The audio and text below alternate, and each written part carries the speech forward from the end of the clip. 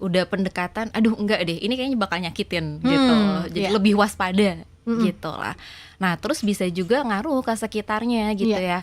Antara menjauhkan diri dari teman-teman gitu, atau malah jadinya secara emosional meledak-ledak ke orang sekitar gitu.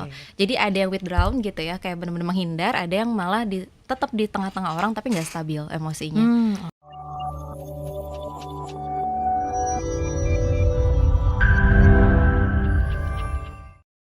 Dampak gamon, gagal move on. Oke. Apa aja nih? Langsung bahas baik itu ke ke seseorang orang itu tersebut ataupun lingkungannya. Oke. Secara psikologis ya, yang terutama gitu, gagal move on di sini dampaknya sebenarnya kalau orang yang ngalamin itu bisa pasti kena emosi ya, kena emosinya gitu. Biasanya emosinya susah terkendali karena banyak emosi yang diharapkan gak hadir tapi hadir gitu. Kayak misalnya nih, aku tuh udah nggak pengen kangen sama dia, tapi kangen gitu kenyataannya. Apalagi hujan, aduh, iya kan? Biasa banyak kayak hujan nostalgia gitu. Iya gitu, mendukung ya cuacanya gitu untuk gamon, iya gitu. Terus Kak. Jadi yang pertama secara emosional biasanya tuh susah dikendalikan, banyak emosi yang nggak diinginkan tapi ada dan susah diterima gitu. Nah terus yang kedua, after itu biasanya jadi lebih antisipasi, bahkan mungkin istilah sekarang banyak orang yang klaim bahwa ini aku jadi trauma nih untuk jalin hubungan baru gitu, karena itu sebagai bentuk antisipasi biar nggak pain lagi, biar nggak sakit lagi gitu. Jadi terlalu anticipate pada akhirnya, udah pendekatan, aduh enggak deh, ini kayaknya bakal nyakitin gitu, jadi lebih waspada gitu lah. Nah terus bisa juga ngaruh ke sekitarnya gitu ya, antara menjauhkan diri dari teman-teman gitu, atau malah jadinya secara emosional meledak-ledak ke orang sekitar gitu. Jadi ada yang withdrawn gitu ya, kayak benar-benar menghindar, ada yang malah tetap di tengah-tengah orang tapi nggak stabil emosinya. Jadi kena juga kan kecipratan betul. gitu, dampaknya orang ke lingkungan sekitar. Gitu. Berikutnya dampaknya ada lagi?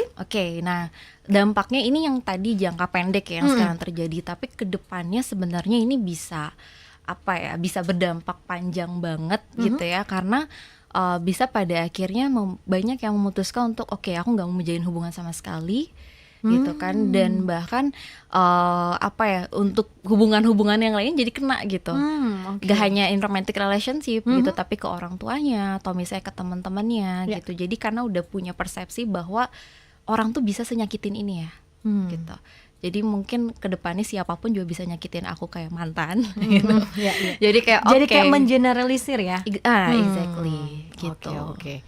Ada lagi dampaknya Kak yang secara jangka panjang? general itu sih gitu ya, dan tergantung juga ini hubungan sebelumnya, jadi move on dari hubungannya seperti apa gitu Kak Puspa. Kalau hubungannya istilah sekarang toxic ya gitu, toxic itu akan lebih dampaknya berkali-kali lipat gitu. Ada traumanya tersendiri, ya tadi ya mungkin jadi motivasinya nggak ada gitu ke depannya, bahkan bisa ngelihat lawan jenis aja tuh udah ketakutan gitu.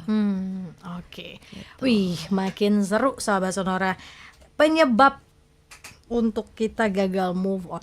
Kayaknya nih malam ini langsung kayak merenung, gue kayaknya yang ini deh, terlalu waspada. Aduh nih nggak bisa buka lembaran baru karena yang ini nih. Nah, penyebab gagal move on apa aja nih Kak? Apakah dari dirinya sendiri atau juga dari lingkungan?